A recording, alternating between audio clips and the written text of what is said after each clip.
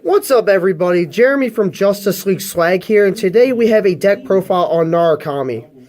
Hey guys, this is Nick. Narukami, Vanquisher, Thunderstrike. This is by far my most favorite deck to play. I certainly have other better decks that do better, but this one, absolutely fun. It was fun even before the new support that we got, and now we got it. We can get our Thunderstrike, our binding off a whole lot quicker, and with that, you get all this power and just super fun. So let's get into it.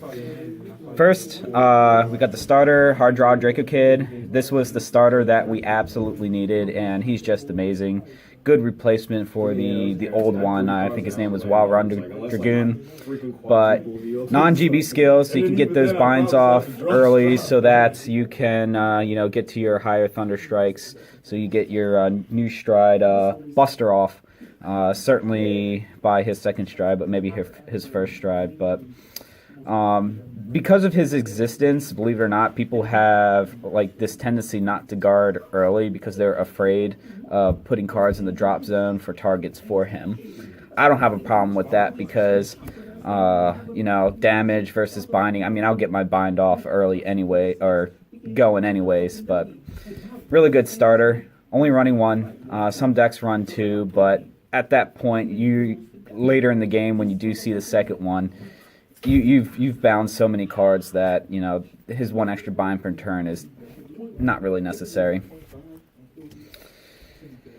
For the grade 3s, obviously we're playing 4 Sparking, absolutely amazing. The before ride phase during Thunderstrike 4, just free resource recovery with the counter charge and the soul charge, and you even get more binds with him. And not only that, his on-stride skill lets you bind 2 cards. So, I mean, if you combo that with his, first before ride skill, just him alone is binding you 3 cards, let alone your strides or any other units. But he was the card we needed. So good. Got to run for. The next guy here, I'm running the original Vanquisher at 3. I'm still messing around with my backup grade 3. It's kind of funny calling this Vanquisher the backup, because there used to be a time where if you didn't ride him you're having a bad game, and now if you don't ride him you're having a bad game. But he's there just for your Vanquisher name. You still need the Vanquisher name, and in the event if you need to get a little bit defensive on your plays, he still has that GB2 that works on your opponent's turn. I'm playing around with taking out 1 copy of him and putting 1 copy of Sigma in, which is the new Eradicator Restander on rear guard. I was initially running 2 Sigma, but I always drew him, and I ended up riding him a lot, which in a pure Vanquisher deck, without your Eradicator triggers and whatnot, you just don't have the main deck and G-Zone support for that. So I think I can get away with 1 and not really see him that much. But I'm also tinkering around with the idea of dropping this down to 2, so a total of 6 grade 3s, because with the stride fighter you don't really have much struggle striding. Next grade 2s, originally from G-Set 2, he's still such huge pressure, really good card, Chitora. All of his skills obviously non-GB, but he just puts so much pressure on board. I kind of talked about earlier with hard drive where people are reluctant to guard just so that they don't give me drop zone fodder for my binding. But then this guy, you throw him on board, now your opponent has to make a decision. Are they going to drop a card for you to bind later, or are they going to let them or let you draw? And because he's an 11K. This meta seems to be running a lot of 10K attackers and whatnot, 10K bases, and he just doesn't care because he's swinging 11K. He's probably going to be in this deck for quite a while. I can't see in the near future a better card than him to replace him. Next grade 2, we have Grisel. I love this card. Even early game, for some reason the opponent just does not like attacking her to get the bind, but she is such a powerhouse, especially when you get into your mid to late game strides. Her alone is, you know, an 18k attacker, and then if you combine it with all the 3k power buffs that the new V-Buster stride does, she just swings 21 by herself. And then if you just happen to be at GB3 using V-Buster's GB3 skill, she gets another 5k. So she's just 26 all by herself, and of course she's got that additional unit or ability to attack a unit in addition to the Vanguard. A solid card, solid card. So the next couple of grade 2s here, I'm still tinkering around with it. I was originally running 4, but now I'm running 2 Martial Arts Dragon. A lot of decks are still doing early game pressure, and you know, if they do early game pressure, you can punish them for it, or just his mere existence deters people from doing early game pressure. So, you know, the deck really shines mid to late game. So you want to make sure you can survive to those later points, and he's a good way to do that. You know, if anything, after that first ride, he's still a 12k attacker if you're in a pinch, so he can swing at the Vanguard unboosted. You know, on a V-Buster turn, he's still swinging 17 by himself. A solid card. The next grade 2, I just started working on it, or playing with it today, and I've really grown fond of it. This is Cogent. He is from G-Set 05.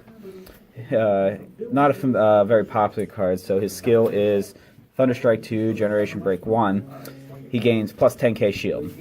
And there's no stipulation on if it has to be through an intercept or from hand. It's just if he's in the guard circle, he gets plus 10k shield. He's an 8k, but I mean, with all the power buffing that this deck does, the 8k kind of means nothing. I mean, plus 3, he's already at 11, which the deck does fairly easy. But this guy, I play against a lot of Battle Sisters, and the deck does struggle a lot against the Battle Sisters, specifically Ichikashima Stride. She's just such a gross stride, and he's really good at countering that because he's a 15k shield all by himself. So he's able to guard those Ichikashima turns so that you survive, or you don't have to pitch your entire hand to do so. And even against non-Battle Sister decks, just dropping one card for 15k shield really saves the hand, which, you know, even with all the new support Narukami does still struggle with, you know, compared to, you know, Gear Chronicle or even Kagura, which draws so much. I like this card so much that I'm even considering completely dropping out martial arts for this guy, because past a, you know, the grade 2 ride, martial arts is just a 12k attacker, and there's been so many times where I was like, I wish I had this guy in hand. So I'm going to tinker around with 4 and see if I'll like it, but especially right now in the Battle Sister era, before Link Joker, because I imagine Battle Sisters will die off a little bit to that deck. He's a good counter to it, and I'm going to try running 4 of him. Grade 1s now. New card out of set 12. We have Smashboxer Dragon.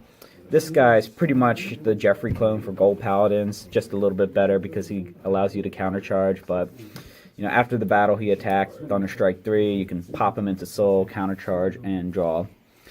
And his other skill, it doesn't come up much, but he is able to give the column he's boosting resist. You know, against Gear Chronicle, and you want to deal with their Hetero Hound, or Kagura with their Denial Griffins, or I guess coming up soon you got Defleet Flare, though I guess Defleet Flare doesn't really target, but solid card. He's essentially, he allows you to drop cards from your hand to give war pressure after you're done attacking. You slide him into Soul, get your, you know, your resources back, your Soul, your counter charge, and you can draw one so that you can defend and, you know, survive to the next turn. Solid card. 4 PGs. This is the new one that lets you draw Thunderstrike 4. With all the resource management that this deck has right now, you really don't need the original Anastacia for the unflipper. You're not really desperate for counterblasts, and you know, with that Thunderstrike 4, draw a card, just really solid. It's non-generation break too as well, so if you ever play those games where you're doing the grade 2 game or just no one striding and you're getting your binds off, once you hit 4, her skill is technically live. Plus, I love her SP. Her SP looks absolutely gorgeous, so this is one card I'm going to SP out. Still running 4 stride fodder. I definitely don't want to ride the original Vanquisher at this point, so he helps me clean that up, plus, you know, stride fodder. And finally, for the grade 1s, we have Fatine. She's just simple, Soul Blast 1, draw a Thunderstrike 2, non-generation break restricted, which is nice. The card is solid for what it is. I'm thinking about running an older rare in her place, which is Training Monk Dragon. He's a little bit better at early game pressure because you still have to wait some time to get to Thunderstrike 2, which is 2 or maybe 3 turns in before you can drop her, whereas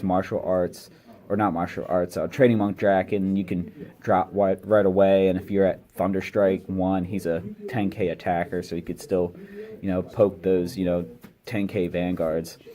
And in the event that you need to board wipe, you can always use it. So I'll play around with that idea, but for now, she's still solid. That's it for the normal units. Now we're getting to the trigger units. We have 4 of the Vanquisher crit. And we have 4 of Malevolent Djinn. So I'm running an 8 crit. And as you'll see, I'm running 4 stands. So no draw triggers in this deck. I guess I'll just go into the stands right now. For the stands is Vian. So no draw triggers in this deck. I feel like that the deck now has decent enough draw power that you don't need the draw triggers anymore. Also, too, when I first built this deck with the new support, I was running the draw triggers, and what I found out happening was I was either drawing these draw triggers or, you know, I was still triggering them, but I got caught in many situations where there's a lot of Vanguards out there now that have guard restrict with tons of power. You know, they got Drag Strider, Luard, and you have Novel Vague, and even the new Gold Paladin stride that's going to be coming out. Guard restrict with a ton of power, and all those games I faced those strides, I had these zeros in hand, these draw triggers, and they just could not provide me enough guard to, you know, save my butt. But I took those out, and I decided to run the 4 stand, 8 critical lineup, and it's been doing really well for me. I think I'm going to stick with this trigger lineup for now. If we do go into a heavy Link Joker format, I'll probably do something like I'll take these 4 stands out and put in maybe 2 draw and another 2 crit, so it's 10 crit, 2 draw. At least with the 2 draw, it wouldn't be too many triggers, but you know, guys, in a Link Joker format, stands aren't too well. If anything, though, she can give you a counter charge. And then finally, we got the 4 heals. Alright, so for the extra deck now, we have the new boss, V-Buster. He is the first stride that Narukami Vanquisher needed very desperately. Gets you, you know, not 1 but 2 binds on your first turn, provided they have, you know, a card on the field and drop zone. So that's already big. In addition, it's a Soul Blast, which for this deck is pretty much nothing, practically free. And then on top of that, as a first stride, he gives power to your units. So you can swing for those 21, 26 lanes on your first stride. You know, especially if you have like a Chatra lane swinging at 21, you know, you're going to either going to draw a card from Chatra's hit from that and gain advantage, or you're going to rip 2 cards out of your opponent's hand, you know, lest they drop a G Guardian. And then, of course, his Thunderstrike 7 GB3 skill is really solid. One thing to point out is you don't have to activate the first skill to get the second skill of Thunderstrike 7. That's just a separate continuous skill. So you could do something like first stride him, Persona Flip, and then next turn stride this guy, and if it's a position where you know the game's going to be dragging it out, or they just don't have anything on the field to retire, you can just swing with him right away without, you know, doing the first skill, and then possibly use him again if it comes to that. But to be honest, Vanquisher has so many good strides, good finishers, that I usually just first stride him and 50% of the time second stride him, and depending on the other situations, we'll stride into other units. Next, I'm still playing for Voltage. It's a shame he doesn't have Thunderstrike because he doesn't fully trigger Sparking's new skill, but usually when I go into him anyways, I am trying to push for gain with huge power lanes. I kind of switch my gameplay from board control to massive power lines and just trying to finish my opponent outright. I see a lot of decks running only 2 copies of him, but I've actually gone into a lot of the games where I've strode him twice. I mean, with how fast Vanquisher is now binding, you can go into him your second stride and your opponent has, I don't know, like 8 to 10 cards bound, which is already 24 to 36 or 24 to 30,000 power to your units. I mean, if you drop a Chatra with 10 cards bound, Chatra alone is swinging for 41,000, and that is such huge pressure on your opponent, because I either drop a whole lot of guard to block this, or I'm going to be drawing a card, binding another card, which even fuels his skill even further to power up my units and deal them the damage, obviously. In addition to, he's got some good hit pressure, because he does still got that skill, hit, retire, bind 2. Still like him at 4, and I'm going to keep him that way for now. Alright, the last Vanquisher, we have VMAX. Right now I'm running 2 copies. To be honest, I've only ever gone into him once, because I mainly use him as that 5 damage finisher. You know, my opponent has no board and they just got a boatload of cards in hand. It's like, well, that's cute. I'm going to deal you a damage and just end the game, less of you getting a heal trigger. I'm thinking about taking one of him out to do Voltex Zapper, which is pretty much bind your entire field on attack card. But really, a lot of decks aren't calling full fields for me to retire, less maybe 1 or 2 of them. So I haven't really feel the need, because I always want to have the option to go into him 2 times. I expect my G-Zone to change up a little bit as we go into Link Joker format. More Vanguard-centric and less Rearguard-centric, so I'll probably maybe take out Voltage for a Voltag Zapper or something else, or 2 Voltag Zappers, just so that I can, you know, every turn swing board white their field, so just out-resource them until I know I can finish them. And finally, we got the all-powerful GB8 for Narukami.